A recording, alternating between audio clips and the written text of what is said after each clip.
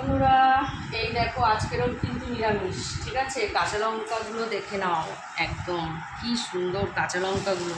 মনে হচ্ছে কাঁচা লঙ্কাগুলো দেখে মনে হচ্ছে আলু সিদ্ধ, ঘি আর কাঁচা লঙ্কা দিয়েই ভাত খেয়ে নেবো। এখানে নিয়ে এসছে টমেটো আর শসা। আর পনিরটা তো আমাদের বাড়িতে সব সময়, নিরামিষের দিনে পনির হবে না, এটা কখনো হয় না। আর এই দেখো ফুলকপি, এখানে আছে বেগুন। বেগুন তো আনবেই আমার বর, আর কি বলবো, বেগুন খুব ভালোবাসে আমার শাশুড়ি মা। এই দেখো গাঠি কচু। এখানে আছে, এটা সবাই তো চেনো এই লেবুটা, এটা হচ্ছে কী লেবু যেন, বাতাবি লেবু। এই না, আর এখানে আছে দুটো ডাব। চলো আজকের বাজার এই পর্যন্ত।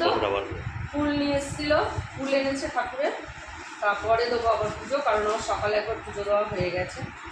এই দেখ সকাল সকাল রান্নাটা বসিয়ে দিই, কালকে থেকে একাদশী করে আছি তো খিদে পেয়েছে প্রচণ্ড জোরে। চলো টাটা, আবার দেখা হবে।